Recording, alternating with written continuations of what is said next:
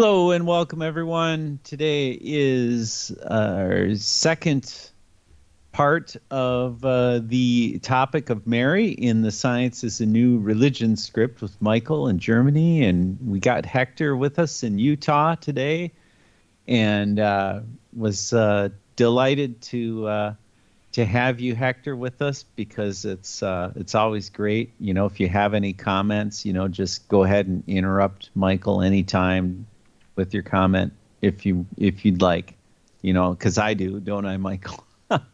Welcome, Michael. Oh, hello, Red. Hello, Hector. Nice to have you with us.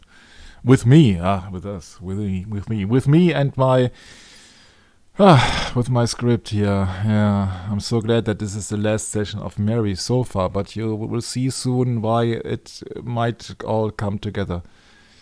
I also want to welcome Hector, because he did some great contributions of this research and gave some clues which I think otherwise would not have found, at least not that easy. So that's always very good to have 4 or even 6 eyes. So this is Mary once again, and I just want to close it down with Mary, but I can't, because I think that this false prophecy which is going on then in Matthew 24 will also rely on Mary. But just for the heck of it, we just go to another Mary, which I have missed out on purpose. And she's part of that interesting book of the Sovereign Military Order of Malta, Afro-Manhattan, about that book, Vietnam, Why Did We Go? The shocking story of the Catholic Church role in starting the Vietnam War. And then we are in the midst of the United States history of the 1960s and 70s. So I just picked up a chapter here, which I guess was the chapter 5 in that book. Yes, the chapter 5 is called The Miraculous Zigzagging Sun. Pius XII, so the Pope who was just reigning during the so-called Second World War. Pius XII not only was cognizant at the Boston preventive atomic war speech delivered by the Supreme Knight of the Knights of Columbus, John F. Kennedy was also a member. But he came out in the open to magnify its message in one of the most astounding performances ever staged by any modern pope. That is, he mobilized the Catholic world to support Catholic Matthew's preventive atomic conflict, indeed to condition hundreds of millions of members of his own church to accept it as the necessary measure ordained by heaven itself, so as to further his own long-range political schemes. How did he do it? By staging the greatest fake miracle of the century. And that has been known as the miracle of the sun, or also known, the miracle of Fatima. Interesting. A series of events reported to have occurred miraculously on, how could it be, the 13th of October 1917, think of the revolution in Russia then, attended by a large crowd who had gathered in Fatima, Portugal, in response to a prophecy made by 3 shepherd children, Lucia, of course, and the prophecy was that the Virgin Mary would appear and perform miracles on that date. Of course, she only performs miracles on the 13th, I guess. Newspapers published testimony from witnesses who said that they have seen extraordinary solar activity, such as the sun appearing to dance or zigzag in the sky, advance towards the earth, or even multicolored light and radiant colors. According to these reports, the event lasted approximately 10 minutes. The local bishop opened a canonical investigation of the event in November 1917 to review witness accounts and assess where the alleged private revelations from Mary were compatible with Catholic theology. Of course they are. Yeah. And so forth and so forth. The Bishop José da Silva declared the miracle worthy of belief on 13th October 1930, permitting officially the cult of Our Lady of Fatima within the Catholic Church. As a gathering of 13th of October in 1951 in Fatima, the papal legate Cardinal Federico Tedeschini told the million people attending that on 31st October and 1st November and 8th of November 1950, Pope Pius XII himself witnessed the miracle of the sun from the Vatican Gardens. Oy, oy, oy. So the Pope was the only one who witnesses that miracle of the sun. So that vision was given to him, because that must be a vision. That could not be only a something happened in the sky, because he only was the only one who did see it.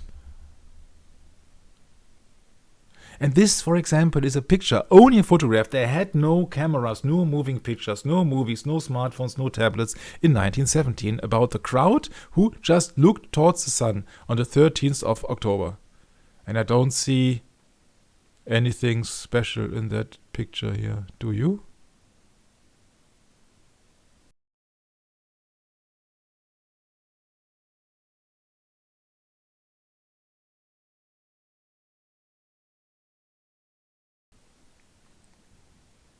Whatever the crowd said, skeptic Brian Dunning, whatever the crowd saw was not interesting enough to be noticeable in a photograph. The photograph, originally published in 1951 by L'Osservatore Romano, so a Catholic newspaper, was subsequently determined to have been taken approximately 8 years later in a different Portugal town of a different solar phenomenon.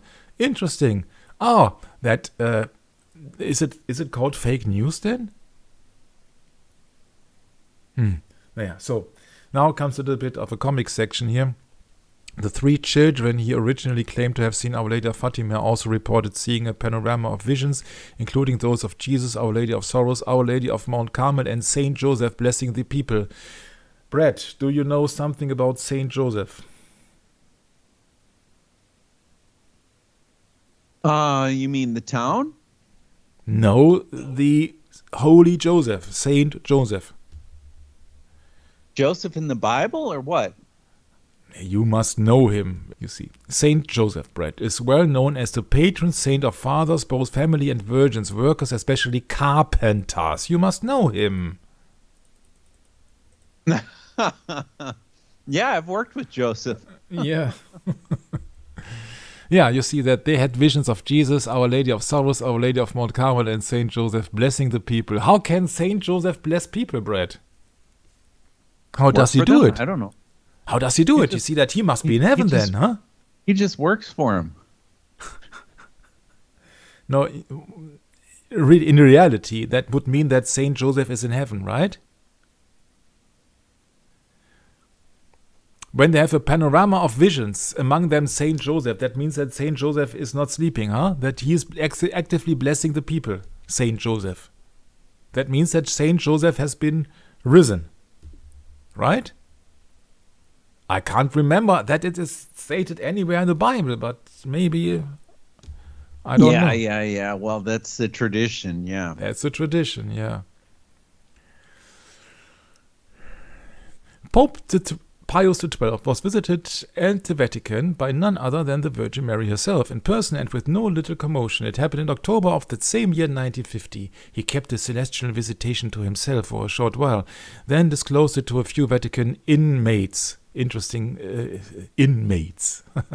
After which, being the skillful strategist that he was, he set in motion the religious machinery, or his religious machinery, with the specific intent of coming to the help of Mr. Matthew's preventive war policy. You see? They come up with some miracles that only the Pope could see.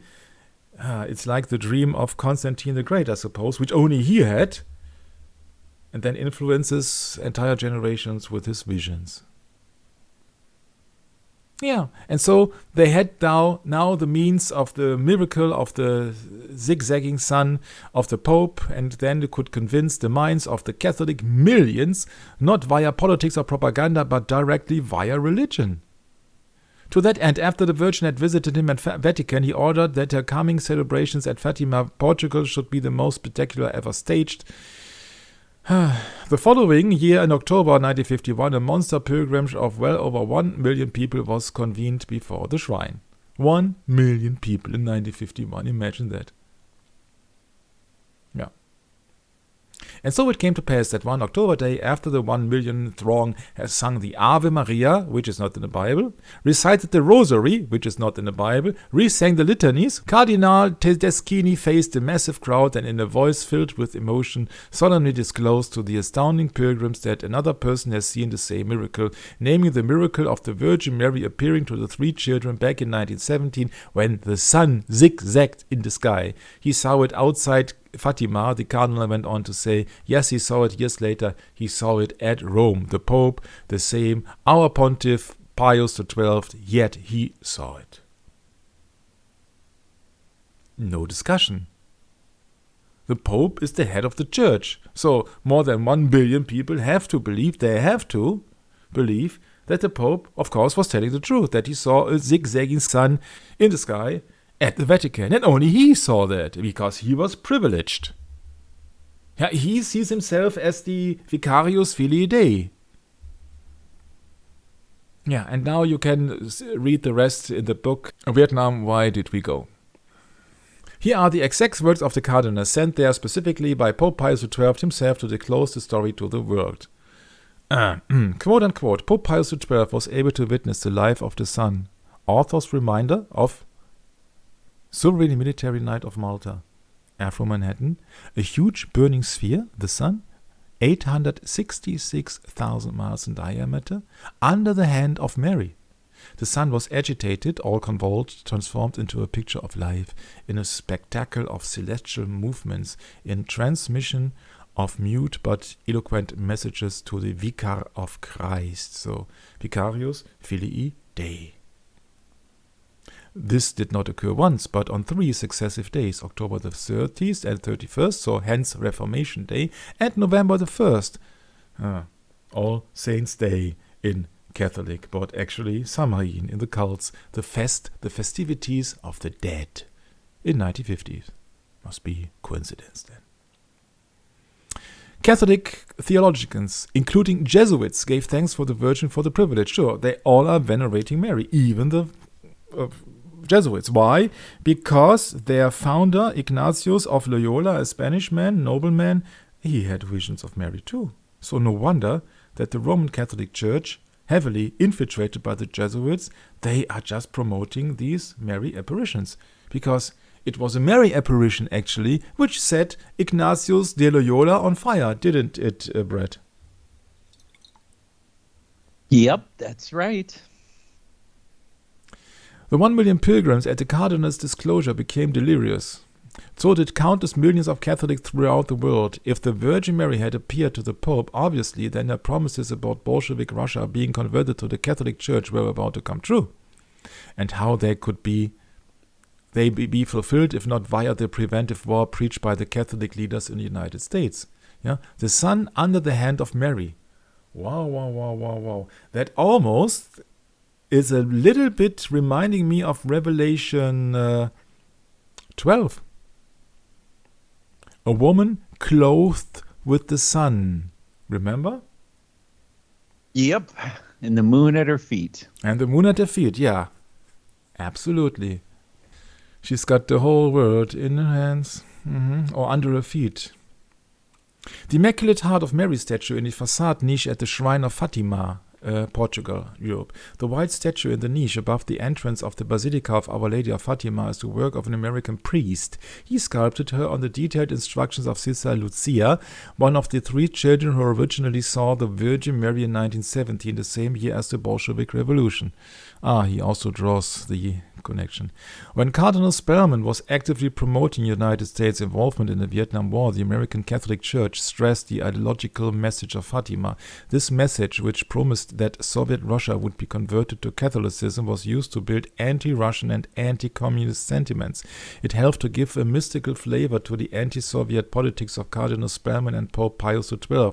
Millions of Catholics thus were recruited into the promotion of the Cold War and the Vietnam conflict. It goes on and on and on and on and on. That's not that important here. In October 51, notice the same month that Pius revealed his miracles that he's seen in the Vatican, the bookstores of America and Europe were flooded with over 4 million copies of a top US magazine, Collier's. The whole issue of well over 13 once again, closely printed pages were dedicated to what? To the imminent atomic war against Soviet Russia. The war, it predicted, would begin in 1952. Russia would be defeated and occupied. After the liberation, which would occur in 1951, while the economic reconstruction would be handed over to the United States corporations, religious freedom would be proclaimed. Religious freedom, of course, meant that the Catholic Church, which had been prepared for just that, would have the lion's share, with what that help of that Virgin of Fatima and of American Catholics would turn into an obvious monopoly. This so-called conversion of Russia, as predicted by the Virgin, would thus become a reality. In Eastern Europe, Catholic churches were filled with people praying for a war of liberation. In the West, Catholics did the same. To foster even further the Catholic zeal for a war of liberation, a few months after Pius XII's miracle, the Vatican's official organ, the Osservatore Romano, related with all its massive authority how Pius XII has truly witnessed a miracle of the sun, as referred to by Cardinal Tedeschini when he told the story at Fatima, Portugal, on the October 13th, 1951. So the conversion of Russia, as predicted by the Virgin, would thus become reality. Doesn't it appear as Russia has to play the big boogeyman? Always. Since, at least, Fatima, 1970. And the Pope newspaper, to prove the authenticity of the miracle, published on its front page 2 rigorously authentic photos showing the prodigy of Fatima. At 12 o'clock, however, you see that is no coincidence, 12 o'clock, you see that is then when the sun is shining bright, because then it's noon. High noon, 20 minutes past 12, so this is high noon. This is where the sun is standing almost vertical. Almost. At least it's sun shining bright day.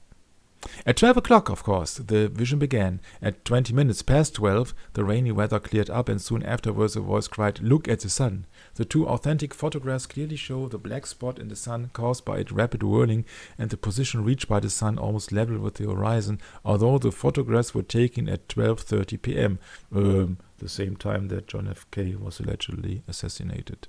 This position, commented the sober Osservatore Romano, would have been absolutely impossible at the hour when the pictures were taken at 12:30 p.m. It goes on and on and on.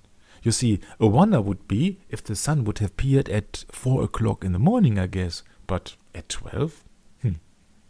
Strange. But, of course, it's a miracle and it's a vision, so therefore nobody can question that. Because if the Pope is maybe swearing an oath,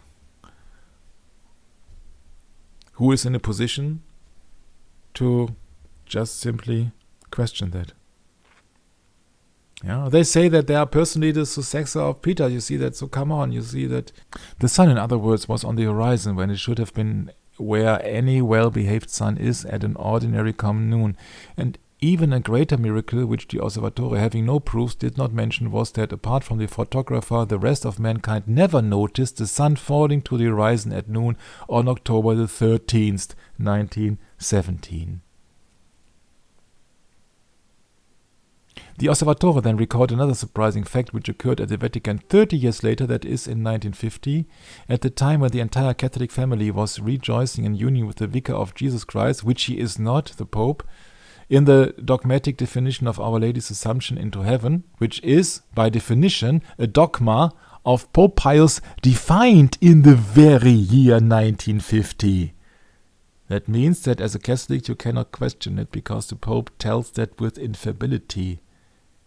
Come on, Brad, is it correctly pronounced infallibility? Infallibility, yes. Infallibility, thank you. In a court authoritative summing up, the Osservatore commented, quote-unquote, "It is not our task to draw deductions from these singular analogous events, but Our Lady interventions frequently happen in the gravest days of the church history, even with signs directly personal to the successor of Peter." And that reminded me of 2 Thessalonians chapter 2, verse 9. Even him whose coming is after the working of Satan with all power, signs, and lying wonders. Yeah, and all the media manipulation on this earth. Chapter 8 on that book. It's not a big one. Jesus Christ and the Virgin Mary go south. Diem, that is the Catholic leader of that country, started at once to set in motion the Vatican US CIA grand strategy directed at his preservation and consolidation of South Vietnam. His eagerness as a political protégé of America and his zeal as a fervent son of the Church were seldom displayed with such concrete immediacy. Where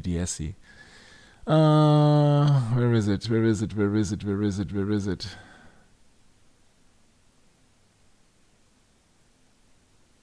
They wanted to weaken the North, a damaging smear campaign against the communists, and the immediate strengthening of South Vietnam by the mass absorption of fellow Catholics. How did they do that? The scheme has not been conceived not in Vietnam, but simultaneously at Washington and the Vatican. It was the brainchild of Cardinal Spellman, Pius XII, the two Dulles brothers, Diem, and certain American military elements who godfathered it at once. Propaganda, hierarchical, religious, and sabotage machinery, and all the stuff. I just want to just see here some excerpts, actually. Catholics fleeing North Vietnam following the intense religious and political propaganda from the South. They were told that if they stayed under a communist atheistic government, they would be atom-bombed out of existence and that they would lose their souls. Catholic President Diem wished to create economic and political disruption to the North with an accelerated population dislocation. Catholic priest and South Vietnamese radio declared that the Virgin Mary and even her son, Jesus Christ, had gone to South Vietnam to live under Catholic Diem. Can you imagine that? Ultimately, 750,000 North Vietnamese Catholics fled their homes and villages within a few months. The authorities in the North tried to stop the human flood, but were helpless against the religious emotionalism used by the Catholics of South Vietnam. South Vietnam radio declared that the Virgin Mary and even her son Jesus Christ has gone to South Vietnam to live under Catholic Diem, and the people believe it. And you wonder yourself why people believe something that had been put out in 2020? Experts? My. To accelerate the exodus, or rather the disruption, the religious factor came to the force. Suddenly, all the villages were flooded by millions of leaflets. These told the faithful that Jesus Christ has gone south. When some Catholics expressed their doubts about Jesus' migration, additional millions of leaflets appeared all over, declaring that his mother, the Virgin Mary, has departed from the North. Why had the Virgin Mary left the North? Because the Mother of God, so to say, wished to go south and lived under a Catholic Premier Diem.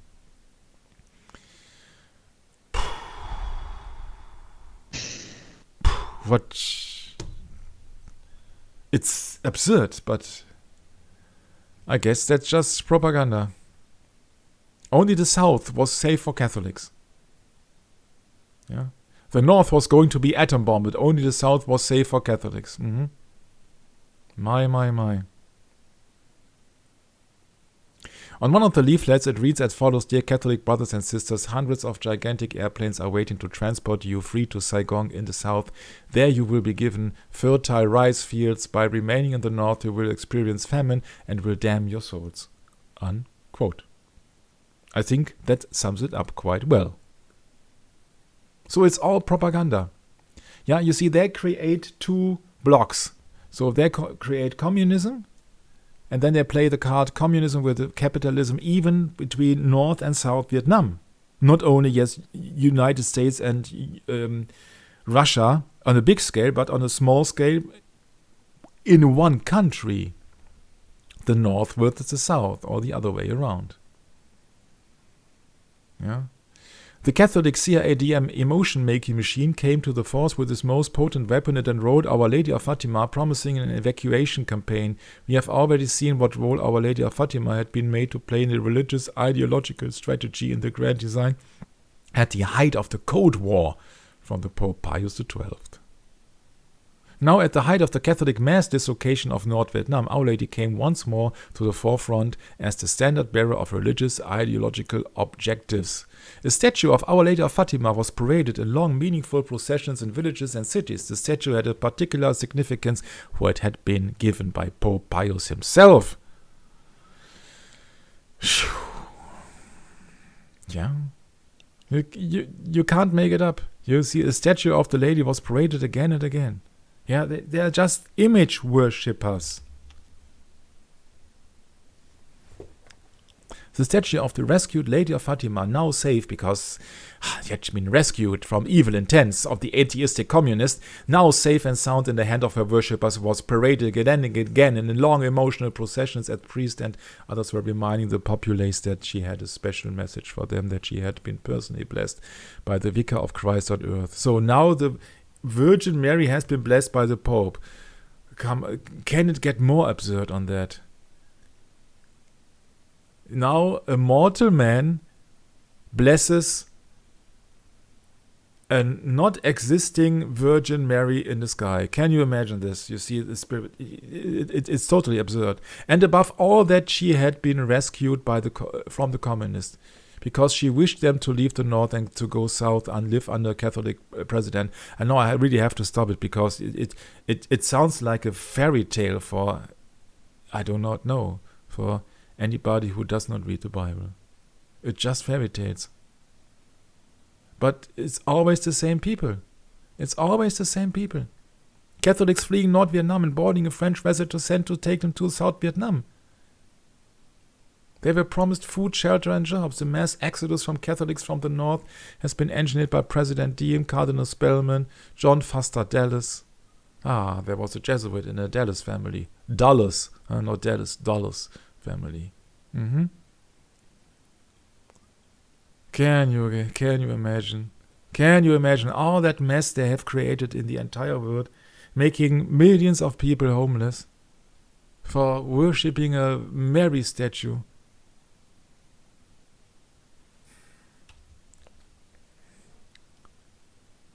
Liberty, equality, fraternity, or death is the actual motto I have learned. Yeah, so to make everybody subjective to the papal state of the Vatican. It's all a big game to just suppress the people and introduce communism on a world scale. Look at the United Nations symbol. The third circle would be the equator, so that would be the exact location or the exact distance from the north to the south pole. And of course, as it has been here depicted from the top, from the north, you can't see the south. At least not in their sphere model. So the third would be the equator. My guess, if something evil happens on the 33-degree latitude,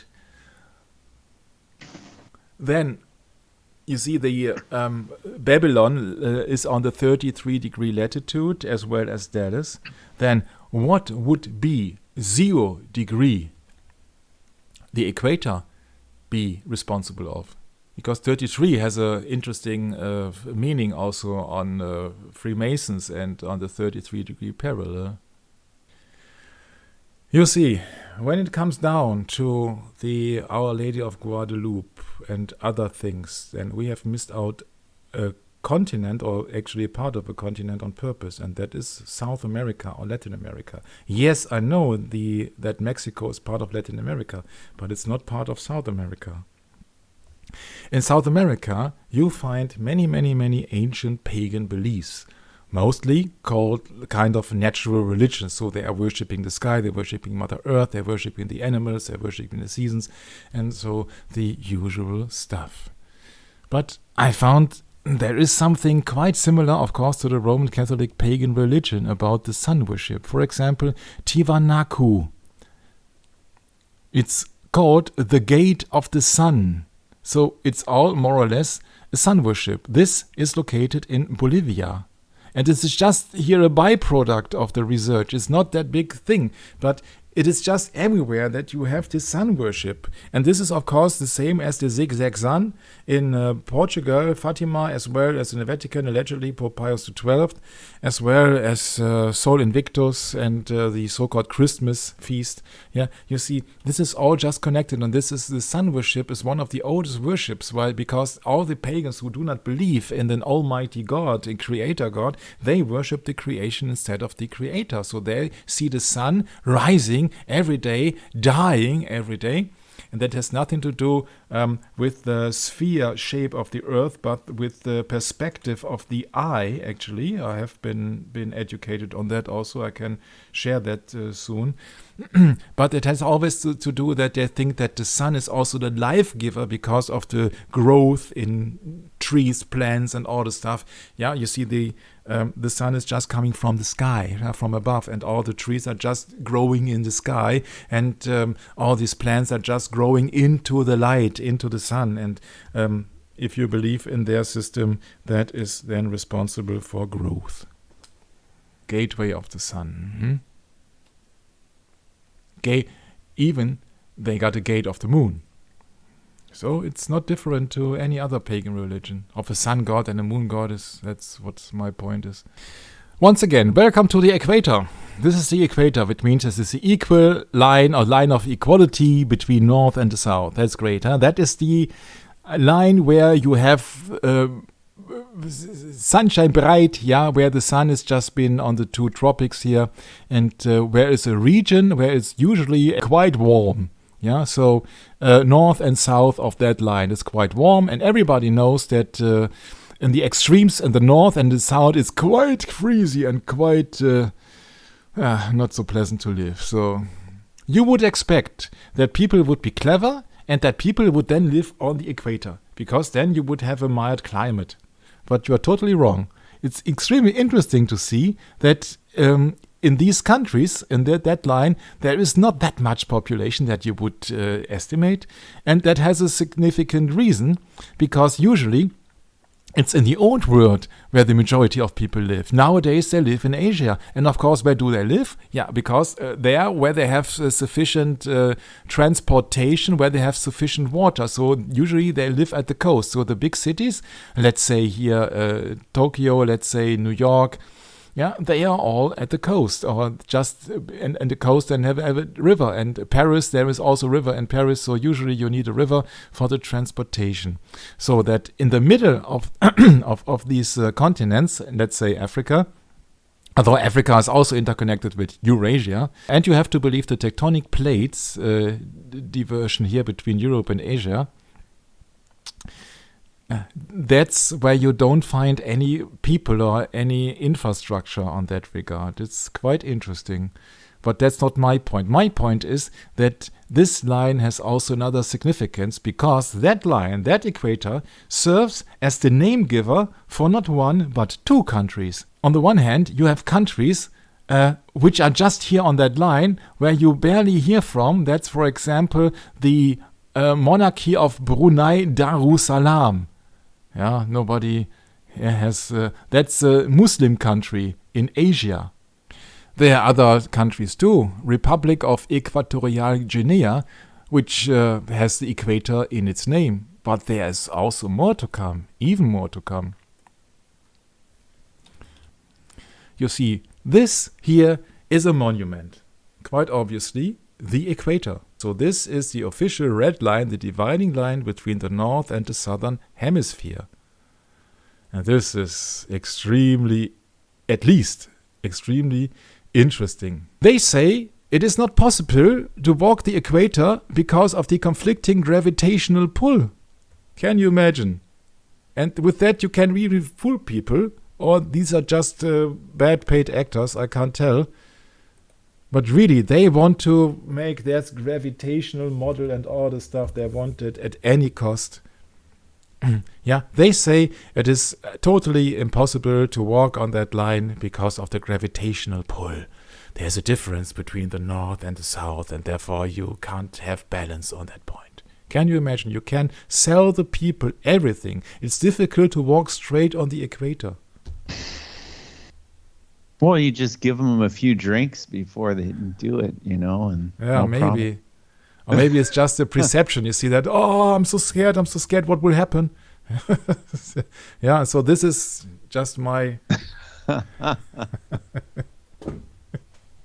Very high, yes. Yeah, extremely high, yeah.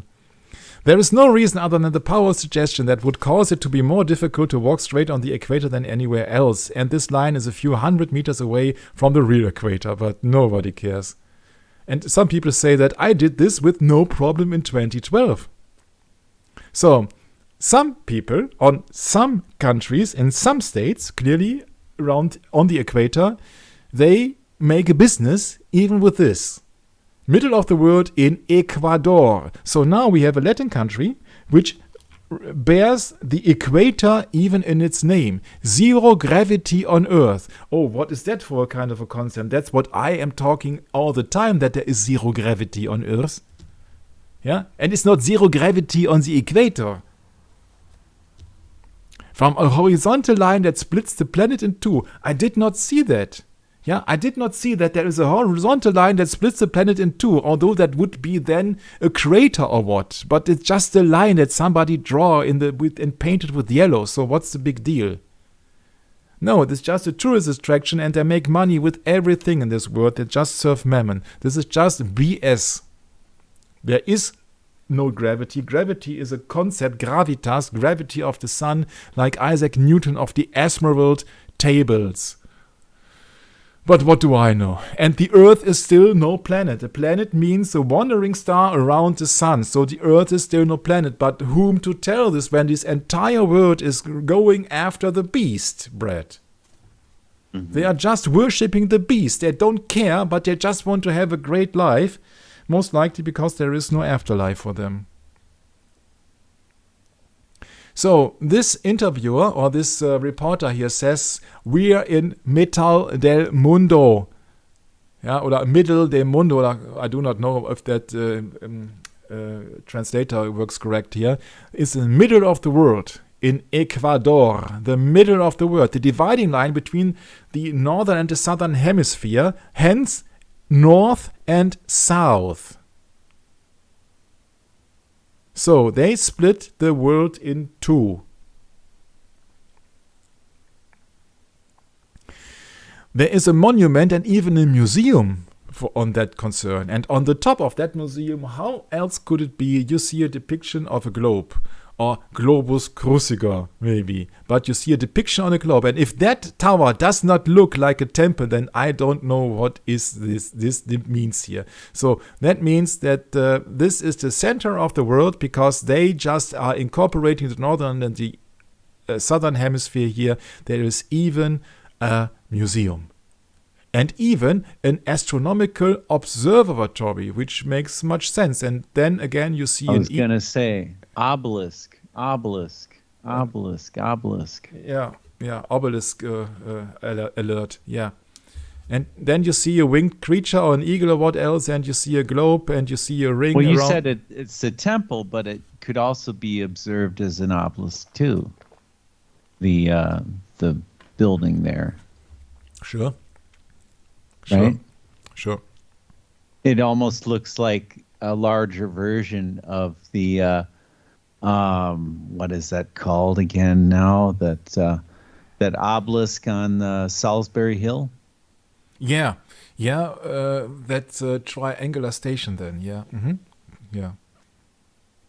And even more obelisk or pyramidical shape is that object here in the astronomical observatory here with the globe and with the ring, which reminds, of course, me of Saturn, but they get away with that and they claim, oh no, it's not Saturn, it's the equator. Ah, I see. That's why you need a ring around the Earth, maybe, huh? If you depict this on a sphere, then you're close to Saturn. But it gets just more hilarious here. They will show you on the sphere model all their time zones, which would be indifferent of any shape, of course, would be the time zones, because this is, of course, the time zones would be equal to the path of the sun, or the path of the sun on the topic of Cancer then. And this is the equator, obviously. At the moment, it's depicting here Africa, which then would be equatorial Guinea. But they're making a fool of you, because they are just making this into a business, into a profitable business, of course. The tourist guide tells the tourist, who is thinking of the Earth as a planet and a spinning ball and all the stuff, this is the rotation movement of our planet, my friend. Yeah, so they make money even with that, with a spinning ball. They make money with that. That's their profession. They're not just clever, what? You see, they're just making money with it. Zero gravity. Yeah, there's always zero gravity. And they are telling you that the centrifugal forces begin on the line. They begin in the line in the middle and they go to the poles. The centrifugal forces. The problem is that if you are a Bible-believing Christian, you know that the earth is fixed. So there are no centrifugal forces to begin with.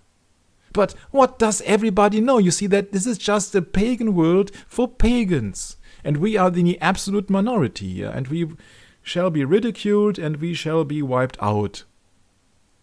At least we shall have tribulation. That's what the Bible promises. Because, we are just stick to the Bible. We are not sticking to centrifugal forces, gravity, or the spinning ball. And then it's so hilarious. That's why I have to implement it in the session here, that you actually, I think you have a hard time believing me if I would not show it. Yeah, and they cancel each other out here at the equator. It's hilarious. It's really hilarious what they are just making fool of people. But you only have to be an authority or what else, and to wear a certain T-shirt and to live in Ecuador, and then you can make money with an equator line. My, it gets worse. That happens in other parts of the so-called planet too. That they tell you, oh yeah, you see that is just the water swirling down clockwise and counterclockwise. And that has to do with the movement of the Earth. Yeah, that's incredible then. Yeah, that's going clockwise. That is the movement for the south. That's what they tell you in Ecuador. That is the movement for the south in that basin here. Yeah, then the water is just swirling around clockwise. They have the Coriolis force, of course. Effecto de Coriolis.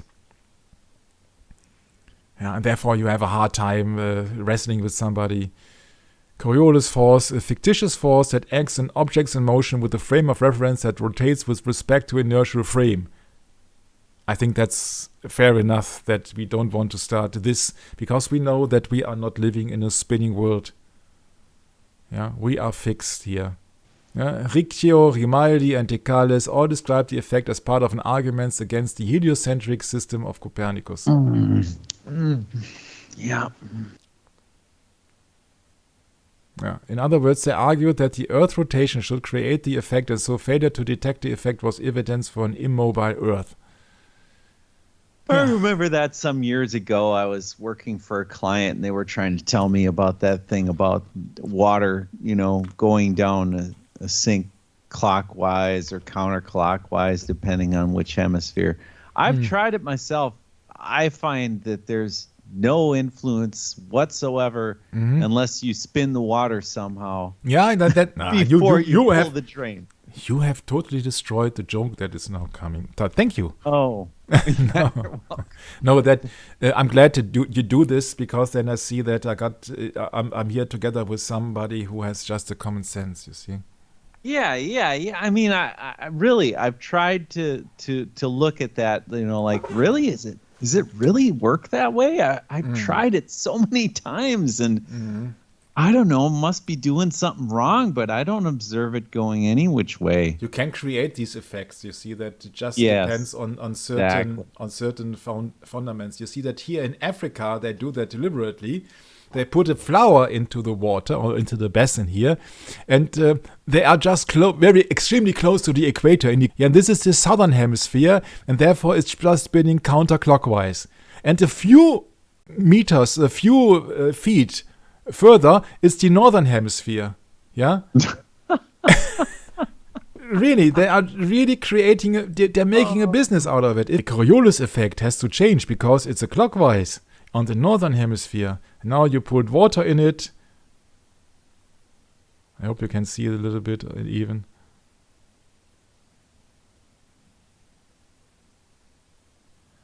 The body weight is 3% less here. Isn't it beautiful? 5-figure leaf. Isn't it beautiful? Uganda equator. It's in Uganda. But what do I know? Yeah, there's a little bit of gibberish, and everybody believes it because he's an expert in his field. He makes money big time with this. Yeah, when he goes over to the other part of the world, to the other hemisphere. Yeah. It's so hilarious, actually. Yeah, this is just going vertically down the drain. Nothing spins there.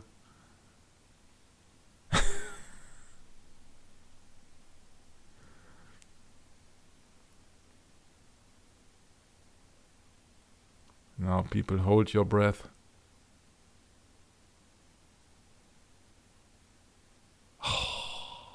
That's the proof that you're on the equator. Yeah, and on the southern hemisphere, also incorrectly displayed, I guess, according to their theory. The flower would then move the other way. Do you see a moving picture, Brett? Yeah. Okay. So now it spins the other way around. It spins anti-clockwise. But even that is mixed up. But what do I know? Seems hard to believe that only a few feet of difference from the zero equator line would cause the Coriolis effect. But what do I know? Oh, yeah. These scientists. Right. These scientists. Yeah. It's a scam, somebody says. The bottom of the bowls, the screws, are all different to make the water spin. There you go. That's it. Yeah, that's it. Science so-called. Yep. I live 12 miles from the equator, says Marlene. They do the same trick down here in Ecuador. I'm guessing Uganda's equator moves as ours does with each earthquake. So it also works within a few miles of the equator too, but it's a good trick. When people want to visit the equator, I tell them to bring a GPS and then visit the middle of the Earth Park. Yeah, but you see that if they fall for all the pagan stuff with dream catchers, yeah, which is not catching a dream, but you see, that's the other way around. My former girlfriend had that stuff in the bedroom, and it drove me nuts. Uh-huh. I said, get rid of that shit. Oh, it does not have any meaning. It looks so great, and it was a present from blah, blah, blah. Yeah, and so that destroys bad dreams, yeah? It attracts evil spirits. That's what it does. It's always the other thing, it's the other... It's the other way around, It's the other way around, yeah. Yes, it is. My. Well, sometimes it takes a lifetime of enduring all of the crap to finally look at it differently, you see. Sometimes you just can't listen to reason when you're on the other side, if you know what I mean. What does the Bible tell us? Ever learning and never coming to the knowledge of the truth, huh? Yeah, that's right. Mm-hmm. Like religio studiorum, ever learning. Yeah, but that's why they all come up with their lies. Yeah, the Earth is flattened at the poles, and that the equator is a bulge because of the centrifugal forces. Yeah, then that is not a globe, or it's not a ball anymore. Isn't that something? You see, the problem of the eye perspective is you can only see until a certain distance. That has something to do with the eye itself, and it has to do with the thickness of the air, that you can't see it. Right. Yeah, that you can't see it. So it is. Well, and even when there's temperature variations in the air, all then this, yeah, it's that just a does very things too. difficult matter. So, But you know what the eye is good for? The eye is good for that, you know, that is such a complex mechanism that it can't be created by evolution.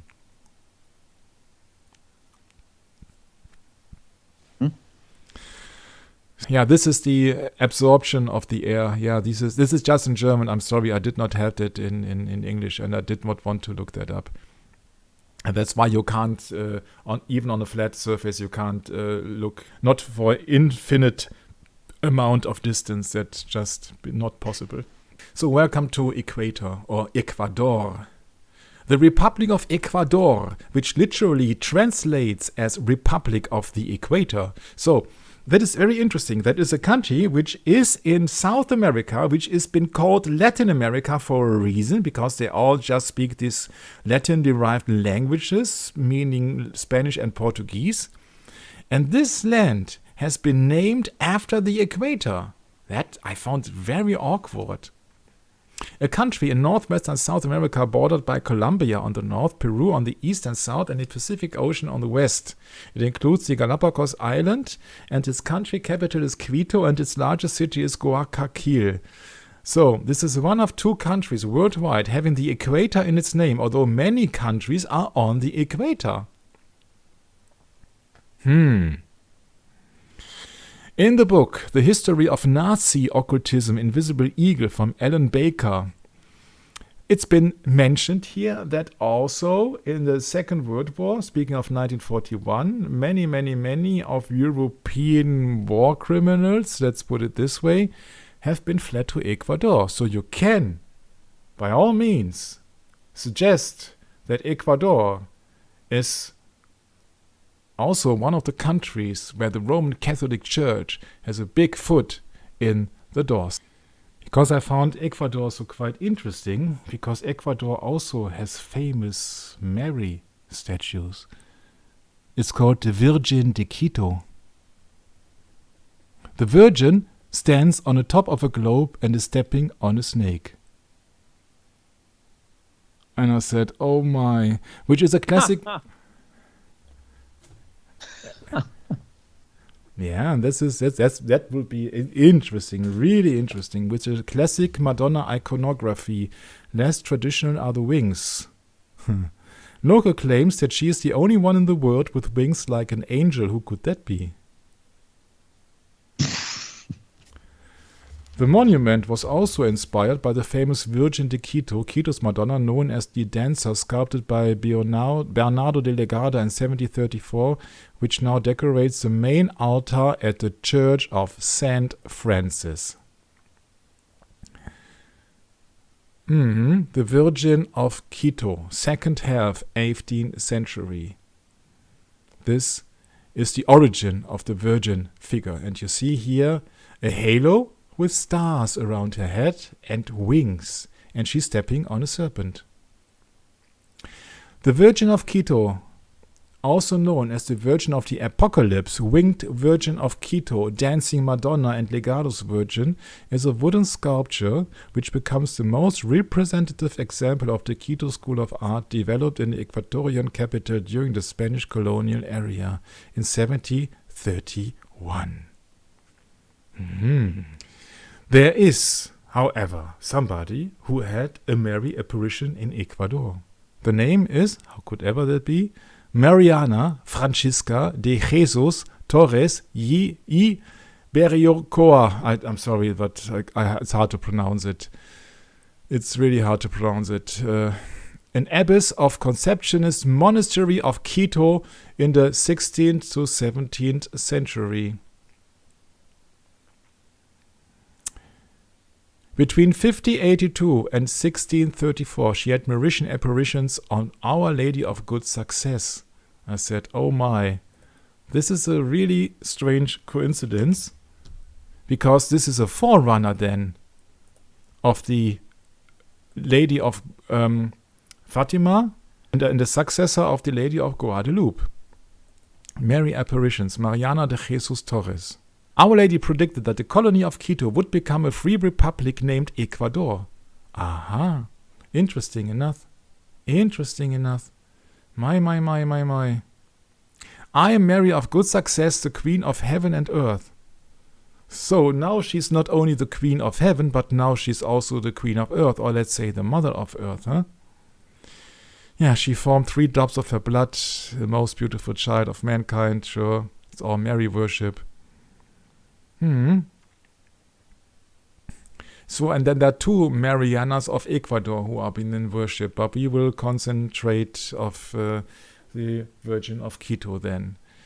There is also Mariana of Jesus de Paredes, a Catholic saint, and was the first person canonized from what is now Ecuador. Remember, the first person to be canonized must be of high importance. She was a recluse who is said to have been sacrificed herself for the salvation of her city. She was beatified by Pope Pius IX in 1853 and canonized by no one else but Pope Pius XII in 1950. In 1950, when he had that miracle of the zigzag sun in the Vatican. In 1950, when he said that the Assumption of Mary was a dogma of the Roman Catholic Church, that Pope, in the exact year 1950, he canonized Mariana of Jesus de Paredes in 1950, and she is the patron saint of Ecuador. And I said, that can't be a coincidence. So I guess that Ecuador, or the Mary worshipping Ecuador, is quite important for the Roman Catholic Church. Wow, is that interesting, Michael? Yeah, that's why I'm heading now to in this. In terms of studying Roman Catholicism, as a traditional, religion. Yeah. Mm-hmm. Yeah, but it turns out all to come into place in the same year now. Yeah, so see that this Mary worship, which is only one of 2 dogmas of the Roman Catholic Church, because the infallibility of the Pope in 1817 and the Assumption of Mary into heaven in 1950s. These are the 2 important dogmas of the Roman Catholic Church, as far as I can remember. And when that happens here, the canonization of a Latin America inhabitant called Mariana of Jesus, then I think that has a very high significance when it comes down to these Mary apparitions and Mary worship. So, according to a bronze placard affixed to the monument, the woman represented by the statue is the woman of the Apocalypse as described in the book of Revelation chapter 12. And now you know why we went into this. This is just slowly coming together now. This is, once again, the equator here. This is the Virgin of Quito. Let's take a closer look. Yeah, all these Mary apparitions, of course, are only just happening in their imagination. All these are just miracles or just lying wonders. The Virgin of El Panecillo, in Spanish, Virgin del Panecillo, also known as the Virgin of Quito, from the sculpture of the same name, as a monument in Quito, Ecuador, with a total height of 135 feet, 41 meters, including the base. It is the highest statue in Ecuador and one of the highest in South America, much taller than the Christ the Redeemer statue in Brazilian city Rio de Janeiro. So it is much more important, I guess. Yeah, and these are just people visiting that place. And that is also depicting here a globe with its continents under her feet. Yeah, so it's, for me, it's just like a globus crucica also. Yeah. So, by comparison, it's much higher than the statue of Jesus Christ, although that is also forbidden in the Bible, of course, in Rio de Janeiro. Christ the Redeemer, hit by lightning.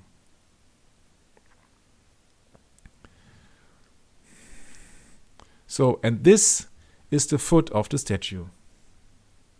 That's what they tell you, that she's standing on the foot of a globe. Of course, you see here Mexico, United States, and Middle America and Latin America, Pacific Ocean. And that's the snake that they are depicting there, with a chain. Interesting symbolism, I guess. In Ecuador. A close-up of the dragon. Oh, a dragon? Haven't I read a snake? At the feet of the Virgin of El Panicillo. It follows conventional depiction of the woman of the apocalypse. That's very interesting, because that snake... Oh, what is that? It looks like a crescent moon as well. Weird. But her snake has a horn, a chain, and is about to be unleashed, huh? I have never read about a chained snake, a chained serpent in the Bible, but what do I know from the Bible, huh? Trust your leaders. Yeah, maybe it's also not Ronald Dragon, yeah, but Ronald Dragon. Ronald Draco. I came to this very late in the night. You see, the Virgin Mary is high on the hill, of course. And this is the depiction here of the church. Why do you need two clocks on a church? Strange. Well, I don't know, but what I know is that is a very interesting church, because it's not only a church, but it's a temple, because it has two pillars. Yeah, usually one is large. Yeah, usually one is larger, which means it's the sun, and the other is the moon, or Boaz and Joachim, and all the stuff that they would like to tell you. So two pillars, temple, mountain, God comes the Holy of Holies. And this is the depiction, the engraving on that Mary statue in Ecuador. That means Ecuador to the Immaculate Mother of God, Augusta Queen, most loving Mother and Sovereign, Protector of this Republic, Legislative Decree of 1892. So, the Immaculada Madre de Dios, that's the patron saint of Ecuador. Can you imagine? So Ecuador has been given to the Immaculate Heart of Mary. Can you imagine? That's why I found that subject so interesting, and we won't deal with this now in this session here, because it's just way too much to deal with. But I have never found such an interesting statue anywhere. I hope that I can show something now. Oh yeah, that's the best. Look at this! And she has wings! And a crown of 12 stars! And of course, within that statue, you find all these statues of depictions of Mary and all the stuff. Yeah, but they are all worshipping the beast system. Equator means the equalizer of day and night. Comes from to make equal. Doesn't the papacy want to make us all equal? In the sense of communism? Woman riding the beast is quite a good explanation of that sculpture here. Well, you can't imagine, you see, but with pain and headache and all the stuff, how difficult it is to work through thousands of pages here, because it is not in this in the right line of order. But it's very interesting, because you see there were old pagan depictions of, for example, in the Roman pantheon, of the goddess Diana standing on the moon as a moon goddess. Yeah, she stands also here, not on the globe, but on the moon as a moon goddess. And she's also having some kind of a strange animal behind her, under her feet, huh? Very strange coincidences here. Oh, there are all depictions of all the stuff. And that's why people get confused. Because, you see, on the one hand, it's just only Our Lady of something. And on the other hand, it's just the Virgin Mary. In the third account, it is just the woman of the Apocalypse who is about to give birth. Brett knows it because we have talked about it. And now comes another thing into play. And the problem is that is the Genesis 3:15 account. Brett, you see, there are differences in the Bible. This is the verse. This is the verse Genesis 3:15. Shall we read it in the King James Bible? Then I think it becomes obvious what a kind of play are they playing with all these lost souls.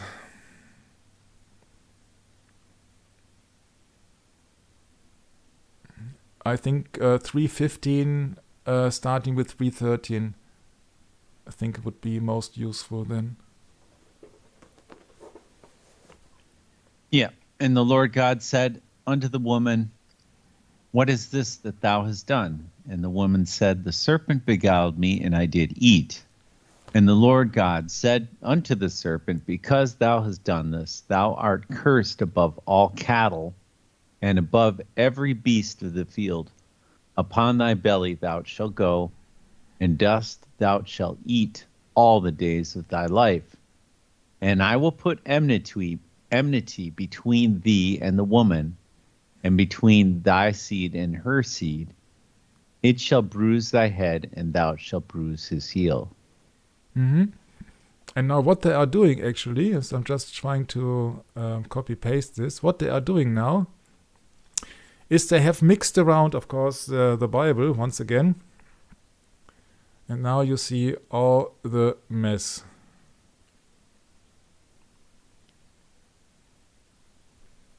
In the Catholic Bible, it is the woman which is crushing the head of the serpent. And that could be also the reason why that statue in Quito in Ecuador of the patron saint in Ecuador is depicted as somebody who's just trampling upon the serpent. She, in the Catholic Bible, in the Vulgate Bible, she shall crush your head, means the woman. And so the universal woman is then, as so to speak, the savior of mankind, or of the seed, of the good seed. Yeah, because she shall crush her head. And of course, that is the obvious reason, because they want to replace Jesus Christ bread. Oh, yeah. I mean, they already have. That's the point. In the Douay Rheims, not in the Vulgate, sorry, in the Douay Rheims, in English, she shall crush the head, and this is the Latin Vulgate. And if you then compare the Jesuit Douay Rheims with the King James Bible, and I hope, so the conflict in the King James Bible is between the serpent and the woman. Seed. Yeah, not the woman itself, but you see this little sentence here, this is the big one. This is the big one here. Between thy seed and her seed. So with the offspring of the woman, speaking of the righteous seed, of the line of Abel, of the line of Seth, of the line of David, of the line of Jesus. It shall bruise thy head, not she. It means the seed. It is not referring to male or female. It's about the seed. It. And that's what they are doing deliberately incorrect in their Bible. She shall crush her head. So that woman, Eve now. Eve, not Mary. It is not Mary in the Garden of Eden, is it, Brad? No. Obviously not. Obviously not. So therefore, they are mixing everything around. So that's why this statue is so interesting, because at the same time it depicts the woman of Revelation 12 with the 12 stars above her head,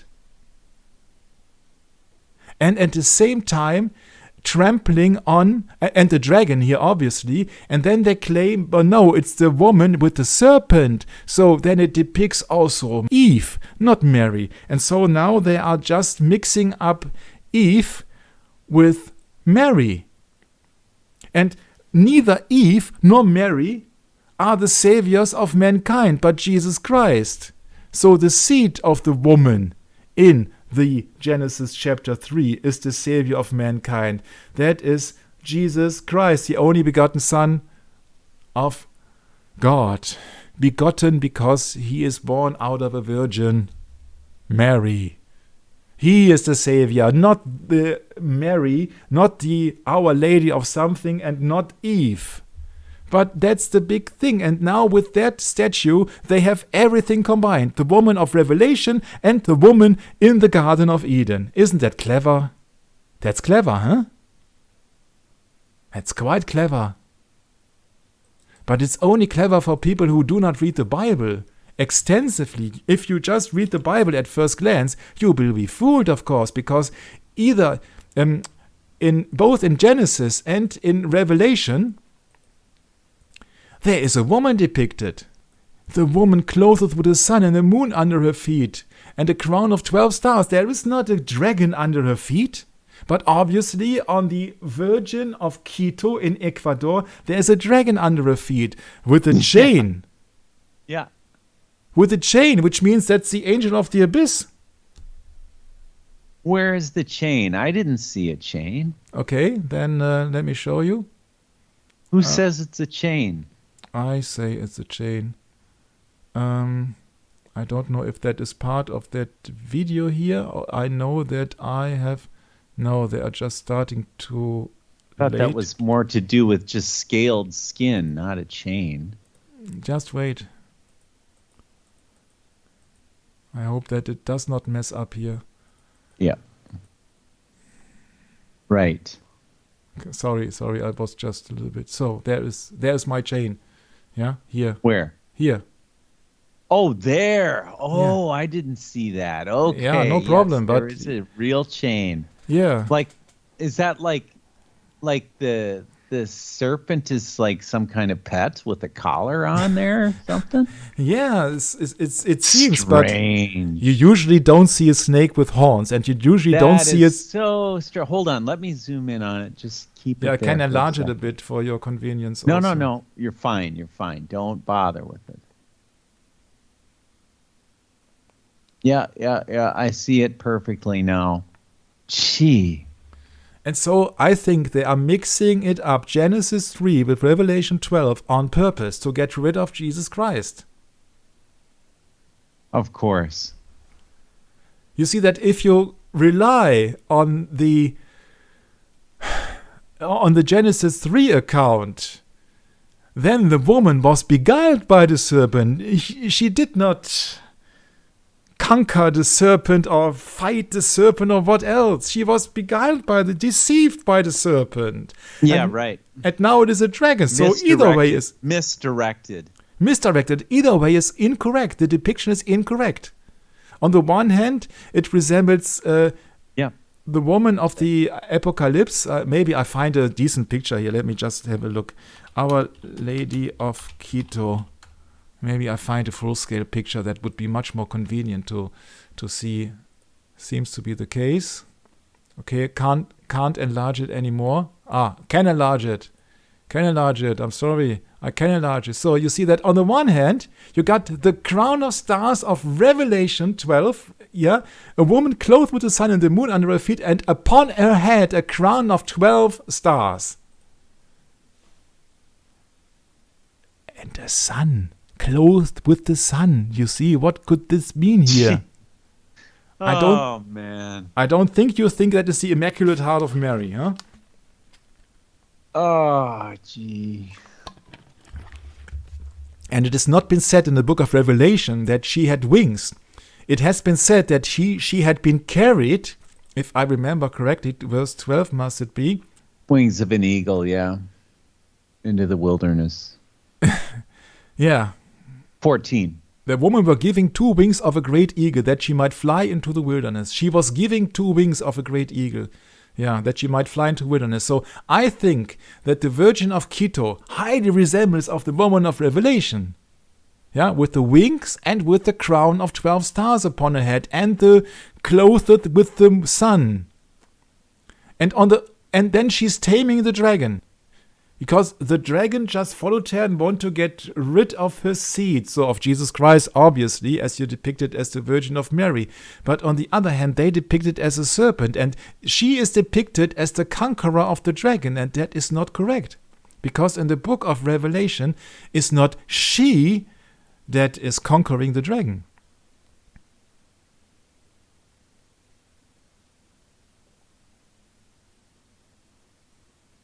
She is nourished for a time and times and half a times from the face of the serpent.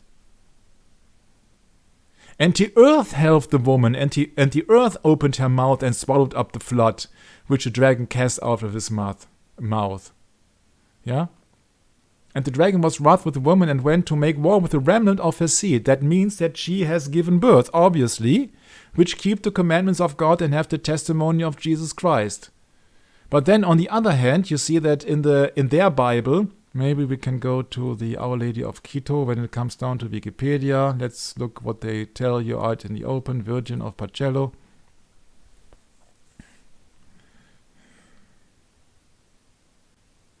Oh, that's it? Ah, that's it. Great. That's it. Nothing more. Okay. A close-up of the dragon out at the feet of Virgin El Panicello. It follows conventional depiction of the woman of the apocalypse. Yeah, so she conquers the dragon. I did not know that she conquers the dragon. I thought that Jesus Christ would conquer everything because he is the King of Kings and Lord of Lords. But what do I know? You see, it's always a woman who is just more powerful than her offspring, right? Well, if the woman's going to ride the beast... Yes. Oh, that's a prolific point. Then the woman has to deceive. Yeah, that's what they do on purpose. And if you look at the globe is nothing more than a symbolic way of showing the totality of mankind, isn't it? And the old symbol of world domination, yes. Mm-hmm. So they're playing around with the totality of mankind, as far as I'm concerned. Yeah, and that happens especially in Ecuador, at the equator. At the so-called equator, yeah. Yes, sure, but yeah, it's what you said. Actually, that was my own thought here. Obviously, the woman rides the beast. 9/11, yeah, the woman rides the beast. ICSI. Mm-hmm. And you know, there's a lot to that, actually. It's an M with an A imposed over the top. Yeah, it's Mariah. Can also mean Mariah then. Mm-hmm. Exactly. Yeah. Mm-hmm. Right. Yeah. Woman rides the beast, and that's everywhere. You see that they say that the woman is that the mother, or let's put it in other terms, Brad. The mother church is the most important stuff. Yeah. So the mother church. Yeah. They always promote the mother. Yeah. They always promote the mother. The woman rides the beast, trampling on the head of the serpent. And interesting is that it's not the serpent, obviously, in Quito in Ecuador, but it's the dragon. So, if it has something to do with Revelation or the Apocalypse, then it might be that Ecuador takes an interesting part in prophecy. I think that's not that far-fetched. When they have depicted this statue in Ecuador, then it must be for a reason. And Ecuador, I have been told, is in Latin America. Latin America, why?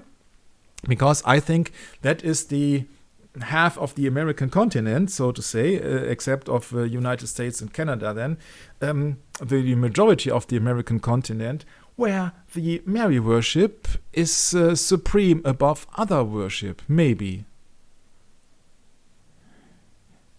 And this woman who has the moon under her feet and a crown of 12 stars upon her head, or a crown of any stars, you also find that on the Jesuit Athanasius Kirche, Ars Magna Lucis et Umbrae, the great art of light and shadow. you find also the moon goddess with the moon over her head and clothed not only with an object, which is then the reflection of the sun god on the left side, but also she's been clothed with stars here. She is clearly depicted here as the moon goddess, which she is. You see that when you go into symbolism, it is just never ending. But it is not the woman who is just taking rid of the dragon in heaven. It is the archangel Michael. And I think that's one of the best endings of any session that I did. And on that, I would like to hand it over to you, Brett, because next time we will go into the Virgin of Quito in Ecuador. I don't know if you saw that, Michael, but earlier Hector had left early in the session. I'm not sure why, but I know I did not see it. No, I'm sure you were busy, but I did, and I thought I'd tell you now because he's not with us. But wow, that's a lot to take in there, and I guess it makes a lot of sense, kind of how South America plays its role in the world. It's kind of flying under the radar, isn't it? That was my initial spark, Brett, actually, what I thought about, okay, you don't go into the obvious things. It's like in the case of Kennedy. You don't go into the obvious things. You have to go into the things that they don't tell you, that they'd like to avoid at any cost. And I think that Latin America, for that reason, Brett, I think is totally underrepresented when it comes down to any news out there. You hear everything about Trump and Putin. You don't hear much of Latin America. Well, other than, they're going down the toilet with their economy. Venezuela, Venezuela was destroyed for whatever reason. I don't know. Yeah, it's strange stuff, but I'm sure there's a purpose behind it, right? I think so. It'll be interesting to see your research then in the coming sessions. Yeah, we're almost half of the study here, almost. So I think that we have done 20 sessions so far. And we will next time go into also the book of Revelation.